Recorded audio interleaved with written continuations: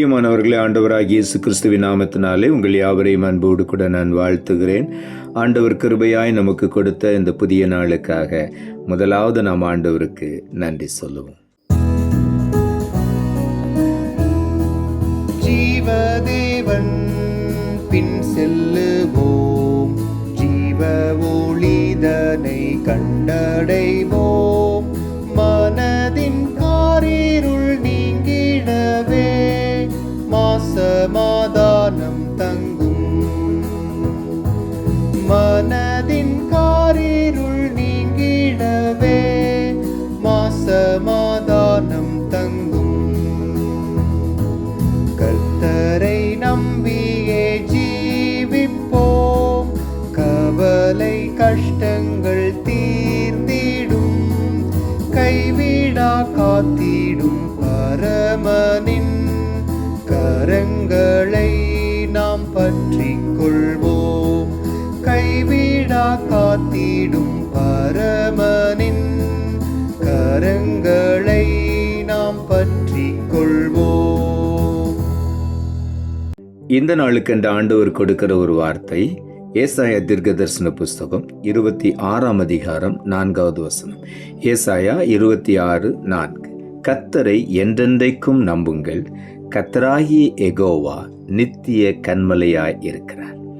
இந்த நாளிலே ஆண்டவருடைய வார்த்தை சொல்லுகிறது, கர்த்தரை என்றென்றைக்கும் நம்புங்கள். என்றென்றைக்கும் கர்த்தர் மேல் நாம் நம்பிக்கையாக இருக்கும் பொழுது ஒருபோதும் நாம் கைவிடப்பட மாட்டோம், நாம் தள்ளாட மாட்டோம், தோற்று போக மாட்டோம். எப்பொழுதுமே ஆண்டவர் நம்மை மேன்மையாக வைப்பார்.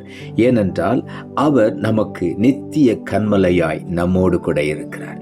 என்றென்றைக்கும் அழியாத நித்திய காலமாய் கன்மலையாகிய கிறிஸ்து நம்மோடு கூட இருக்கிறபடியினால் நாம் ஒருபோதும் வெட்கப்பட்டு போக மாட்டோம், ஒருபோதும் நாம் சோர்ந்து போக மாட்டோம், ஒருபோதும் நாம் தோற்று போக மாட்டோம். கர்த்தரை முழுமையுமாய் நம்பும் பொழுது ஜெயத்தை நாம் பெற்றுக்கொள்வோம். சங்கீதங்களின் புஸ்தகம் 94 அதிகாரம் 22 வசனம் சொல்லுகிறது, கர்த்தரோ எனக்கு அடைக்கலமும் என் தேவன் நான் நம்பி இருக்கிற கன்மலையுமாய் இருக்கிறார். இங்கே தாவீது எழுதுகிறார், கர்த்தரோ எனக்கு அடைக்கலமாய் இருக்கிறார். எப்பொழுதும் அவர் எனக்கு அடைக்கலம். என் தேவன் நான் நம்பி இருக்கிற கன்மலையாய் இருக்கிறார். அந்த கன்மலையாகிய தேவனுக்குள் அடைக்கலமாய் இருக்கும் பொழுது ஒரு தீங்கும் என்னை நெருங்கவே முடியாது. ஆண்டவராகிய தேவன் நம் ஒவ்வொருவரையும் சுற்றிலும் கன்மலையாய் நம்மை மறைத்து கொள்ளுகிறார். அவர் நமக்கு நித்திய கன்மலையாய் இருந்து, நாம் நம்பியிருக்கிற கன்மலையாய் இருந்து, நம்மை ஒருபோதும் கைவிடாமல் நம்மை சத்துரு தொடாதபடிக்கு சுற்றிலும் அவர் வேலியாய் நின்று ஒரு கன்மலைக்குள்ளே நம்மை அடைக்கலமாய் வைக்கிறதை போல ஆண்டவர் தம்முடைய சட்டைகளுக்குள்ளாக நம்மை அடைக்கலமாய் காத்து கொள்ளுகிறார். அந்த கன்மலையாகிய கிறிஸ்துவுக்குள் நாம் அடைக்கலமாய் இருக்கும் பொழுது ஒரு சேதமும் நம்மை அணுகவே முடியாது. யாத்திராகம புஸ்தகம் 33 அதிகாரம் 22 வசனம் சொல்லுகிறது, என் மகிமை கடந்து போகும்போது நான் உன்னை அந்த கன்மலையின் வெடிப்பிலே வைத்து நான் கடந்து போகும் மட்டும் என் கரத்தினால் உன்னை மூடுவேன் என்று மோசேயை பார்த்து ஆண்டவராகிய தேவன் இந்த வார்த்தையை சொல்லுகிறார். மோசே ஆண்டவரிடத்தில் கேட்டான், ஆண்டவரே, உம்முடைய முகத்தை நான் பார்க்க வேண்டும். அப்பொழுது ஆண்டவர் சொன்னார், என் முகத்தை கண்டு ஒருவனும் உயிரோடு இருக்கவே முடியாது. ஆகவே நீ என் அண்டையிலே வந்து அந்த கன்மலையிலே நெல். அந்த கன்மலையில் ஒரு வெடிப்பு இருக்கிறது, அதற்குள்ளே உன்னை வைத்து நான் என் கரத்தினால் உன்னை மறைத்து கொள்ளுவேன். நான் கடந்து போன பிறகு என்னுடைய பின்பக்கத்தை நீ பார்ப்பாய் என்று ஆண்டவர் மோசேயிடத்தில் சொன்னார். ஆனாலும் என் சமூகம் உனக்கு முன்பாக சொல்லும், உன்னோடு கூட நான் இருப்பேன் என்று ஆண்டவர் மோசேயை பார்த்து வாக்கு பண்ணினார். மோசேயிடத்தில் ஆண்டவர் சொல்லும் பொழுது, அந்த கன்மலையின் வெடிப்பிலே வைத்து உன்னை நான் மறைத்து கொள்வேன், என் கரத்தினால் உன்னை மூடுவேன் என்று.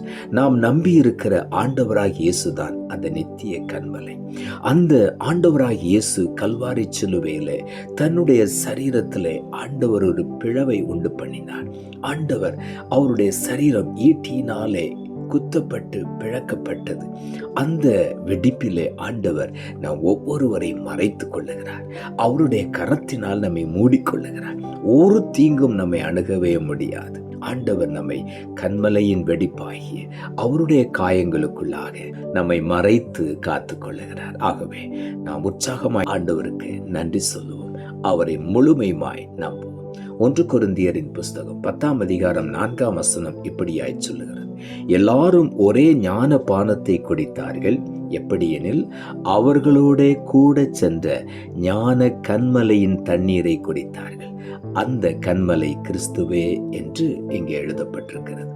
வனாந்தரத்திலே தண்ணீர் இல்லாமல் கஷ்டப்பட்ட பொழுது ஆண்டவர் மோசேயை பார்த்து சொன்னார், அந்த மலையை பார்த்து நீ பேசு, அந்த மலை உனக்கு தண்ணீர் கொடுக்கும், ஜனங்களுக்கு தண்ணீர் கொடுக்கும் என்று சொல்லி அவன் அந்த மலையை பார்த்து பேசினான். அந்த மலையிலிருந்து தண்ணீர் புறப்பட்டு வந்தது. அந்த மலையை குறித்து தான் கொரிந்தியருக்கு எழுதும் பொழுது அது இப்படியாக எழுதப்பட்டிருக்கிறது, ஒரே ஞானபானத்தை வனாந்தரத்தில் எல்லா ஜனங்களும் இஸ்ரவேல் ஜனங்கள் குடித்தார்கள், அது எப்படி எனில் அவர்களோட கூட சென்ற ஞான கன்மலையாகிய கிறிஸ்துவின் தண்ணீரை அவர்கள் குடித்தார்கள். அந்த கன்மலை கிறிஸ்துவே என்று சொல்லி எழுதப்பட்டிருக்கிறது. ஆகவே தான் ஆண்டவராகிய இயேசு சொல்லுகிறார், நான் உங்களுக்கு ஜீவ தண்ணீரை கொடுக்கிறேன், அது உங்கள் வாழ்க்கையில நித்திய ஜீவ காலமாய் ஊறிக்கொண்டே இருக்கும். அந்த கன்மலையாகிய கிறிஸ்து தான் நமக்கு நித்திய கன்மலையாய் இருக்கிறார். அவர் மேல் நம்பிக்கையா இருக்கும் பொழுது ஒரு நாளும் நாம் வெட்கப்பட்டு போக மாட்டோம். நீதிமொழிகளின் புஸ்தகம் 29ஆம் அதிகாரம் 25ஆம் வசனம் சொல்லுகிறது, மனுஷனுக்கு பயப்படும் பயம் கண்ணியை வருவிக்கும், கர்த்தரை நம்புகிறவனோ உயர்ந்த அடைக்கலத்தில் வைக்கப்படுவான். நாம் ஒருபோது மனுஷனுக்கு பயப்பட வேண்டாம். நம்மை உண்டாக்கின ஆண்டவராகிய கர்த்தருக்கு முன்பாக நாம் உண்மையாயிருந்து அவரை முழுமையுமாய் நம்பும் பொழுது அவர் நம்மை உயர்ந்த அடைக்கலத்தில் வைப்பார். எந்த மனுஷனாலும் உயர்த்த முடியாத மேன்மையான உயரங்களை இந்த நாளிலே ஆண்டவர் நமக்கு கொடுப்பேன் என்று வாக்கு பண்ணுகிறார். ஆகவே முழுமையுமாய் கர்த்தரை நம்புவோம், மேன்மையான ஆசீர்வாதங்களை உயர்வுகளை நாம் பெற்றுக்கொள்வோம். ஆண்டவர் நம்மை ஆசீர்வதிப்பார். நாம் ஜெபிப்போம். அன்புள்ள ஆண்டவரே, கிருபையா நீர் கொடுத்த இந்த புதிய நாளுக்காய் மறுபடியும் எமக்கு நன்றி செலுத்துகிறோம். ஆண்டவர் கொடுத்த ஜீவனுள்ள வார்த்தைக்காக நன்றி. கர்த்தரை என்றென்றைக்கும் நம்புங்கள், கர்த்தராகிய யெகோவா நித்திய கன்மலையாய் இருக்கிறார் என்ற வார்த்தையை கொடுத்தீர். வசனத்தை கேட்டுக்கொண்டிருக்கிற ஒவ்வொருவரும் முழுமையுமாய் கர்த்தரை நம்பி அந்த நித்திய கன்மலைக்குள்ளே அடைக்கலம் புகுந்து எல்லா தீமைகளுக்கும் விலக்கி காக்கப்பட நீர் உதவி செய்யும். அதே நேரத்தில் மேன்மையான உயர்வுகளை அவரை நம்புகிற ஒவ்வொருவருக்கும் கொடுப்பேன் என்று வாக்கு பண்ணினேன். அந்த மேன்மையும் உயர்வுகளையும் இன்றைக்கு ஒவ்வொருவரும் பெற்றுக்கொள்ள நீர் உதவி செய்யும். தாழ்த்துகிறோம். இரட்சகர் இயேசுவின் நாமத்தில் ஜெபிக்கிறோம் நல்ல பிதாவே, ஆமென்.